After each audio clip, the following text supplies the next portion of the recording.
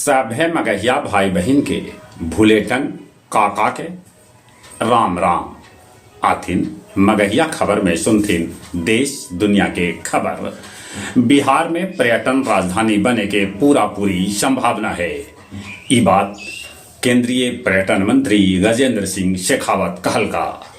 बिहार के हर पंचायत में खोलल जाए कृषि यंत्र बैंक, जहां से किसान किराया पर कृषि यंत्र खेती के उपयोग लोग ले जा सकत। केंद्रीय मंत्री गिरिराज सिंह कहलन कि जबले हिंदू के संगठित न कर ले यात्रा हमार चलित रहत। दिवाली के अवसर पर अयोध्या में होइत राम युग के एहसास 2 किलोमीटर तक जरावल जाए दिया।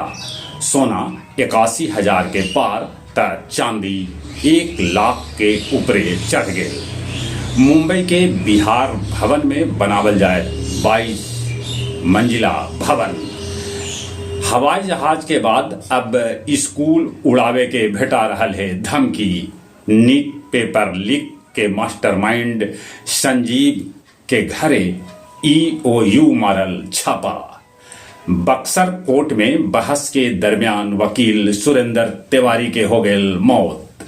आज वायनाड में प्रियंका गांधी करतन अपन नामांकन।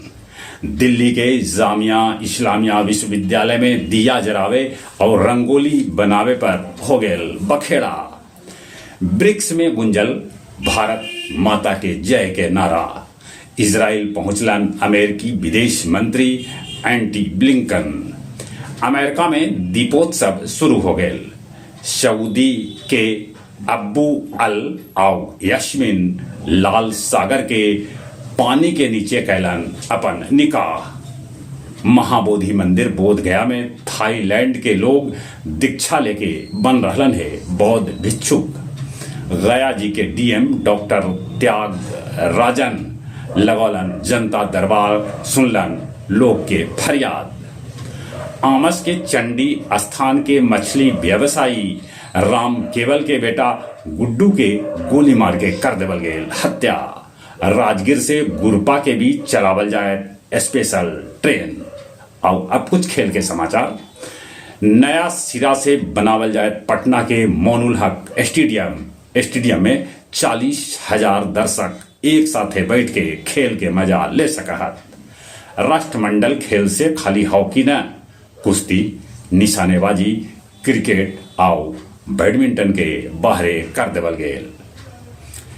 वेरिन के शतक से दक्षिण अफ्रीका बांग्लादेश के खिलाफ टेस्ट में कस लेलक सिकंजा। दोसर का टेस्ट मैच ले भारत के खिलाड़ी बाहर रहलन है पसेना, काहे कि पहल का टेस्ट भारत न्यूजीलैंड से हार गलक है। जहां तक मौसम के सवाल है, मौसम विभाग सूचना दिल का है कि कल से हो सका है दक्षिण बिहार के कुछ जिला में बूंदा बूंदी। चले एक बार फिर से अपने सभी के भूलेटन काका के राम राम।